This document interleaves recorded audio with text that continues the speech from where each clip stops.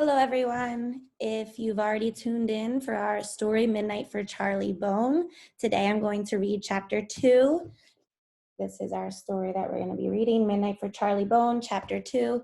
There are a couple questions that you want to be able to answer when this is over, just to make sure that you understand all the main events that happen in chapter 2. So those questions are right up here. Why did Charlie's aunts come to visit? And question 2, why does Charlie's mother insist he attend Bloor's Academy? And our last question, what happened to Charlie's father? I'll put those questions up again when I'm finished reading the chapter, but those are some things you want to think about and make sure that you hear as we're reading because they are important events in the story.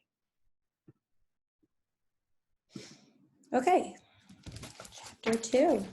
Again, this is Midnight for Charlie Bone.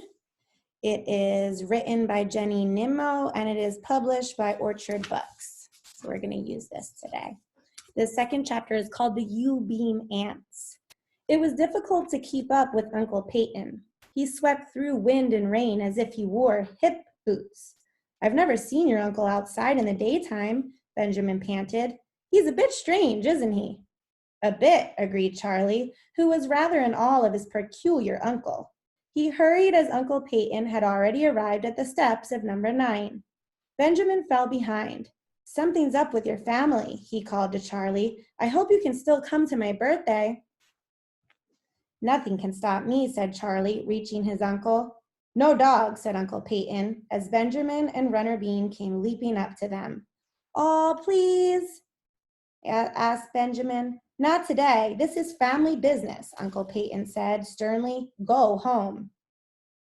"Okay, bye then, Charlie." Benjamin trailed away, followed by Runner Bean, his ears down and tail between his legs.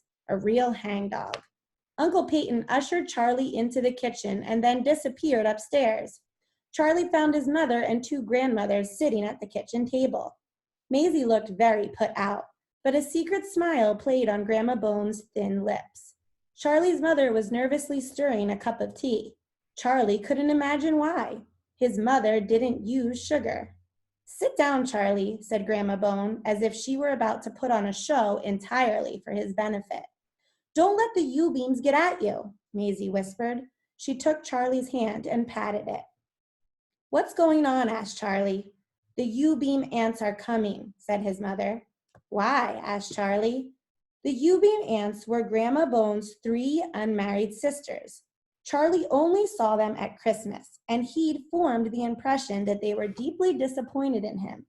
They always left a strange assortment of gifts: paint sets, musical instruments, masks, and cloaks, and even a chemistry set.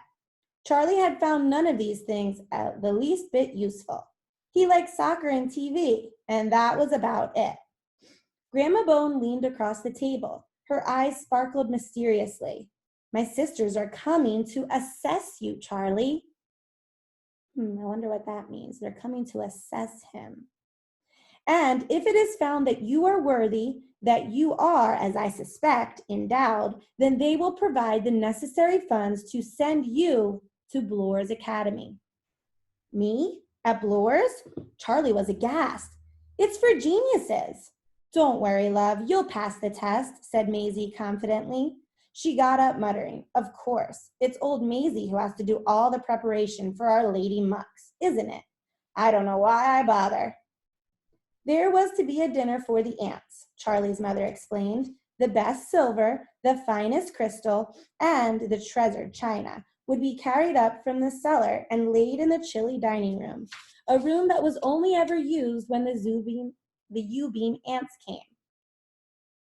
Maisie was defrosting chicken and fish and goodness knows what else as fast as she could.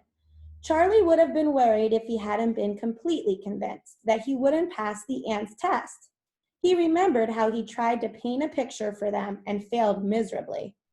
How he'd unsuccessfully attempted to play a violin, a flute, a harp, and a piano.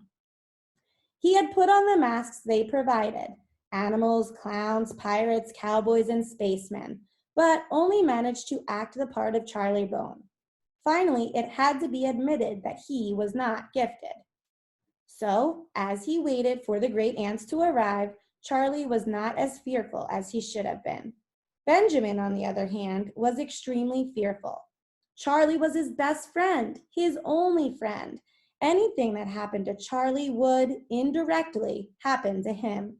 Sinister events were closing in on his friend. Benjamin sat by his bedroom window and watched Charlie's house.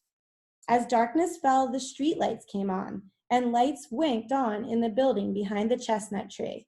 In the basement, the attic, and all the bedrooms. What's going on? The wind intensified. Thunder and lightning coincided. That meant that the storm was right above. Benjamin clung to Runner Bean, and the big dog hid his face in Benjamin's sleeve. The street was now deserted, except for 3 shadowy figures. I wonder who that might be. On they came, a line of black umbrellas hiding all but the hems of the 3 dark coats and 6 boots, 4 black and 2 red. In spite of the wind, there was a strange rhythm in their movements, almost as if a dance were taking place beneath those wide umbrellas. The figures stopped beside the chestnut tree, as Benjamin feared they would, and then they climbed the steps to Charlie's house. For the first time in his life, Benjamin was glad to be by himself and not Charlie Bone. At number 9, the table was set, and damp logs smoldered in the fireplace. When the doorbell rang, Charlie was sent to answer it. The 3 great aunts swept into the house, stamping their feet on the tiled floor and shaking out their wet umbrellas. Their coats were hurled across the hall, landing on Charlie as if he were a coat stand. "Pick them up, boy," commanded Aunt Lucretia, as Charlie scrambled beneath the wet garments. "They're valuable moleskin, not rags." "Now don't be harsh, Lucretia," said Aunt Astasia. "Charlie's got a secret to tell us, haven't you, dear?" Mumbled Charlie. "Don't be shy, Aunt Venetia," the youngest came swaying up to him. "We want to know everything." "You-beams, come in," Grandma Bone called from the dining room. The 3 sisters sailed through the door. Lucretia, the eldest, first.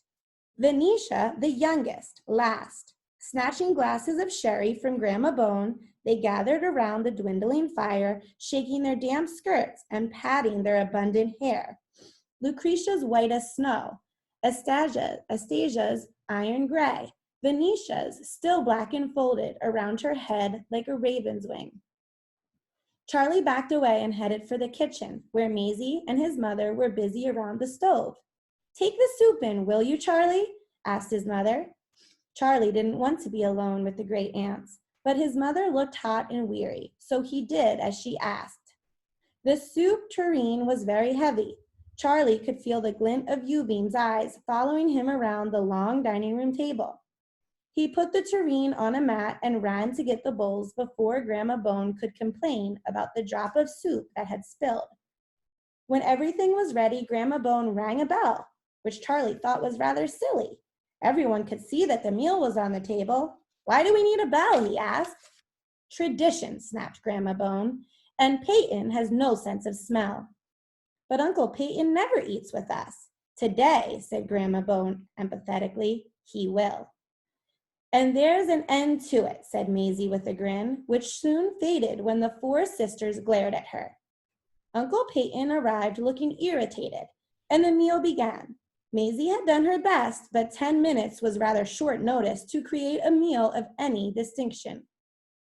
The soup was salty, the chicken dry, and the pudding had a sad, drowned look. No one complained, however. They ate fast and heartily. Maisie and Charlie's mother cleared the table. Peyton and Charlie helped, and then it was time for the assessment. Charlie discovered that his mother was not allowed to be present. "I won't go in there without you," he said. "I won't."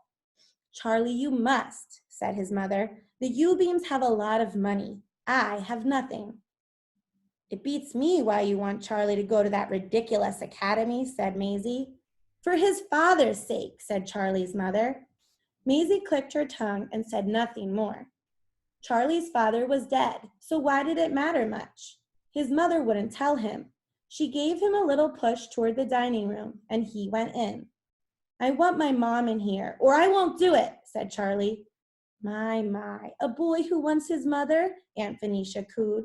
A boy who wants his mother is a baby, said Aunt Lucretia sternly. Time to grow up, Charlie. This is a U-beam affair. We don't want distractions. At this point, Uncle Peyton tried to slip away, but his older sister called him back. Peyton, you're needed. Do your duty for once. Uncle Peyton reluctantly slid into the chair she indicated. Charlie was made to sit on one side of the table, facing the four sisters. Uncle Peyton sat at the end. Charlie had wondered how the assessment would be conducted. There appeared to be no musical instruments, no masks or paintbrushes on the table. He waited. They watched him. Where did he get that hair? Aunt Lucretia asked. His mother's side, said Grandma Bone. A Welshman. She spoke as if Charlie was not there. Ah, the three great aunts sighed disapprovingly. Aunt Lucretia was fumbling in a large leather bag. At last she drew out a brown paper package tied with black ribbon. She tugged the ribbon and the package fell open, revealing a pile of ancient-looking photographs.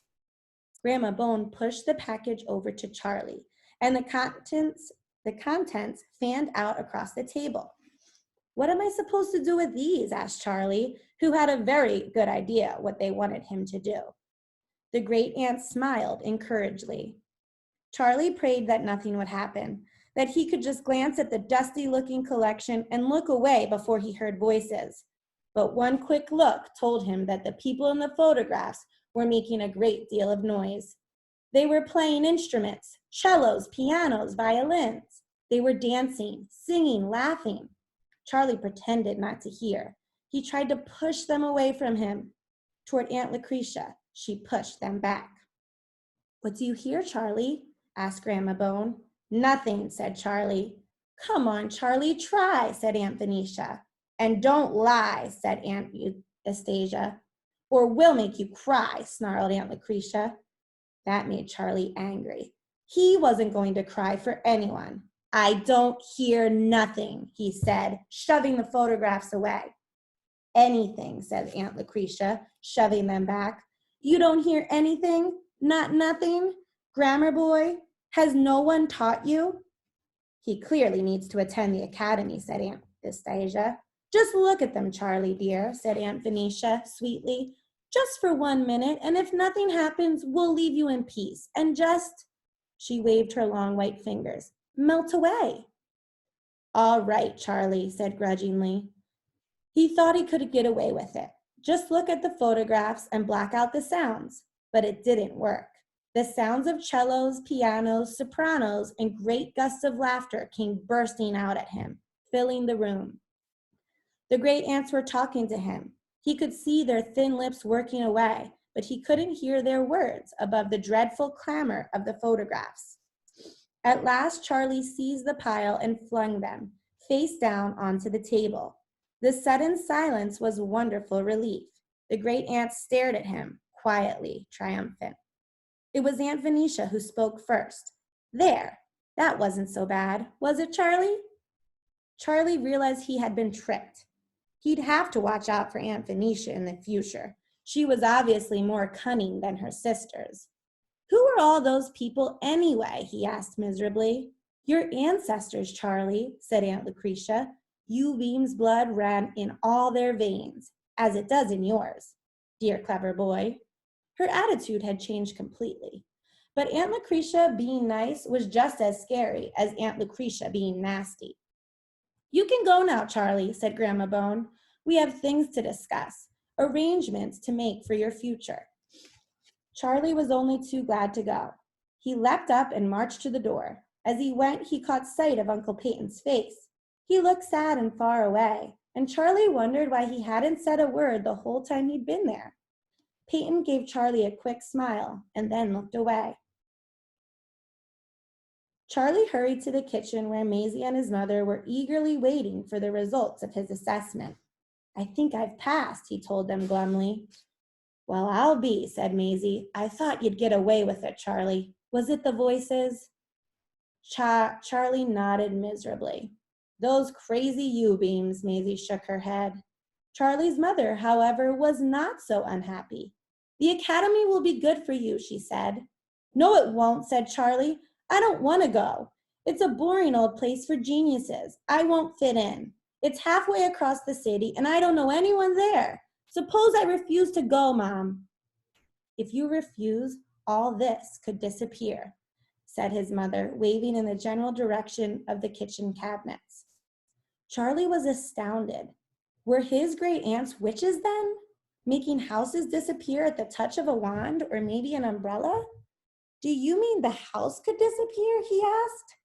Not exactly, said his mother, but our lives would change. Maisie and I would have nothing, not a bean. When your father, Lyle, died, we were at the mercy of the U-beams. They provide for everything. They bought the house, they pay the bills. I'm sorry, Charlie, you'll have to go to Bloor's if that's what you want. If that's what they want. Charlie felt very tired. Okay, he said, and now I'm going to bed. He had forgotten about the orange envelope, but when he got to his bedroom, there it was on his pillow. His mother must have rescued it from the piles of food and dishes on the kitchen table. Charlie decided not to take a second look at the man and his baby. He would take the photograph straight back to the quick photo tomorrow and maybe get runner bean in exchange. When his mother came up to say goodnight, Charlie made her sit on his bed and answer a few questions. He felt he deserved to know more about himself before he set foot in Bloor's Academy. First, I want to know what really happened to my father, Charlie said. Tell me again. I've told you so many times already, Charlie. It was foggy. He was tired. He drove off the road and the car plunged into a quarry that was 100 meters deep. And why aren't there any photographs of him around? Not one. A shadow passed across his mother's face. There were, she said, but one day when I was out, they all disappeared, even the tiny picture in my locket. Charlie had never heard about this. Why, he asked. At last his mother told him the truth about the U-beam family.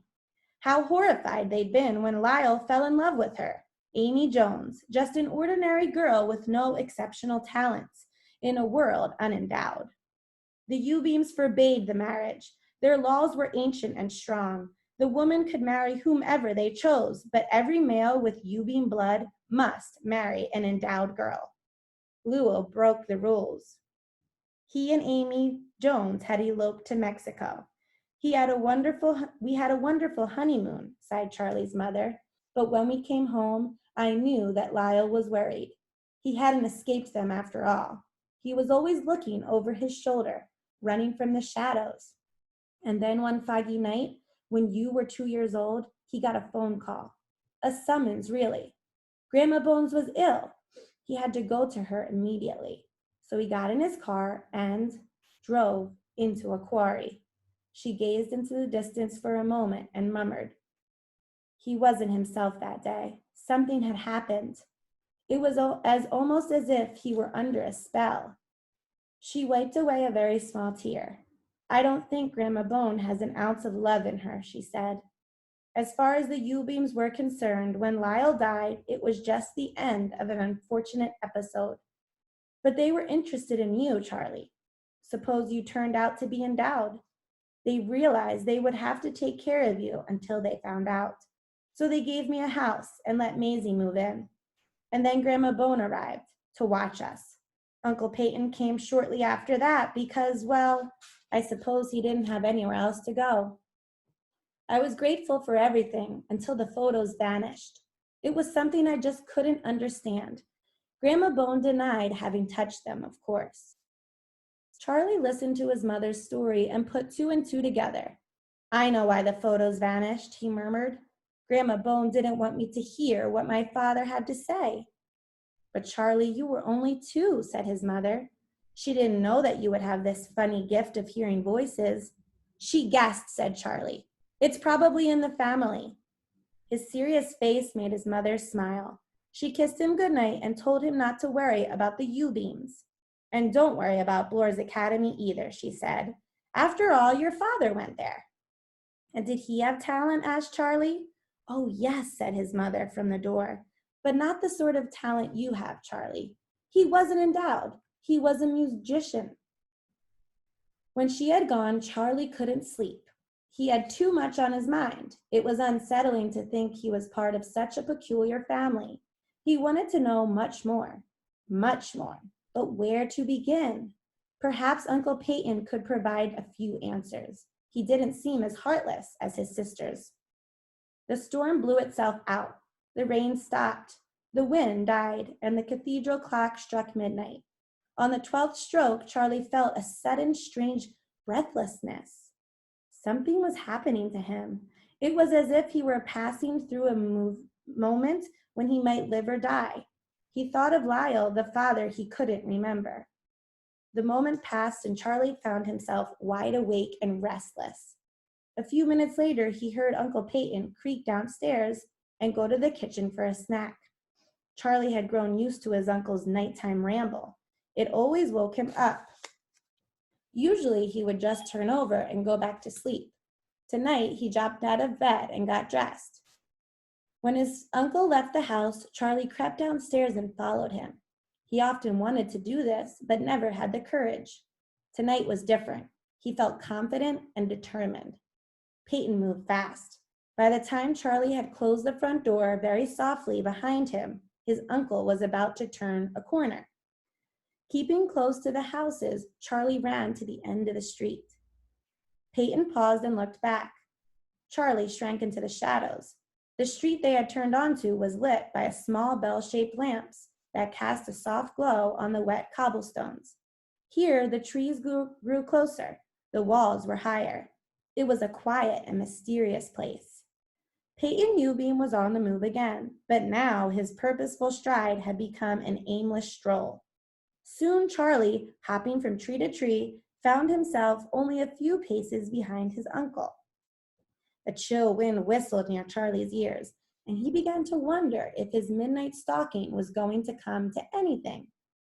Uncle Peyton hadn't turned into a vampire or a werewolf after all. Perhaps he just felt happier in the dark. Charlie was about to turn and creep back home when his uncle suddenly stopped. He was standing about a meter away from a lamppost, and a strange sort of humming came from him. Not humming exactly, because Charlie couldn't actually hear it. It was more like a feeling of humming, as though the air around his uncle were charged with soundless music. The light in the lamp grew brighter, so bright that Charlie could hardly look at it, and then with a little crack, the glass shattered and shining fragments fell to the ground. Charlie gave a low gasp. He rubbed his eyes. Perhaps it was just a coincidence. His uncle standing there while a power surge made the light in the lamp too hot for the glass. Peyton moved on and Charlie followed, still hiding behind the trees. His uncle slowed down as he drew level with another lamppost, but this time, although the light became fierce and bright, Peyton walked past before the glass could shatter. And then without looking back, he said, "Why are you following me?" So that is the end of chapter 2.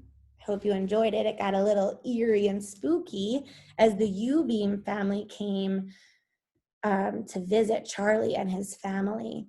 I want to go back to the questions here that we had in the beginning. These are some main events that happened in the text today, and I want you to just recap the main events, summarize the story, and think about what we've read and found out so far in chapter 2. So the first question was, why did Charlie's aunts come to visit?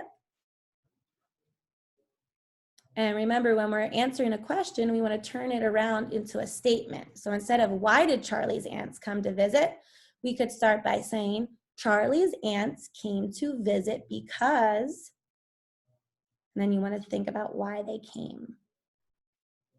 I think they came for a couple of different reasons.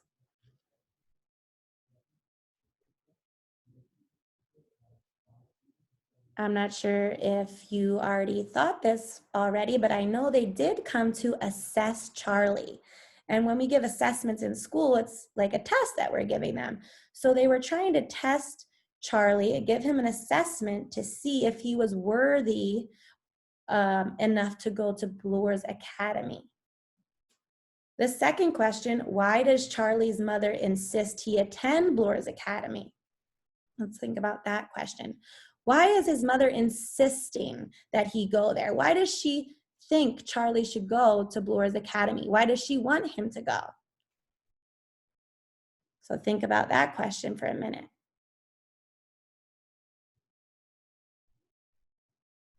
And instead of the question, why does Charlie's mother insist he attend Bloor's Academy? We turn that question into a sentence starter. Charlie's mother insists he attends Bloor's Academy because I would say she's insisting he goes to Bloor's Academy because the Ubeam family supports his family financially. So if he doesn't go to Bloor's Academy, the Ubeams, the aunts, they will stop paying for Charlie's family's house and food and all that they have. So it's almost like Charlie has to go in order to save his mom and Grandma Maisie. And the last question, what happened to Charlie's father? So try to turn that into a sentence starter. What happened to Charlie's father? In the story, Midnight for Charlie Bone, Charlie's father, and I remember reading that Charlie's father died kind of in a mysterious way. I remember what the text said, that his mother said that he kind of seemed to be under a spell that day, that he was called to go and see his mother who was ill, but on the way there got into some sort of car accident. So remember when answering questions, I know you don't have the text in front of you, but think back to what you read to help yourself answer those questions. I hope you guys enjoyed chapter 2.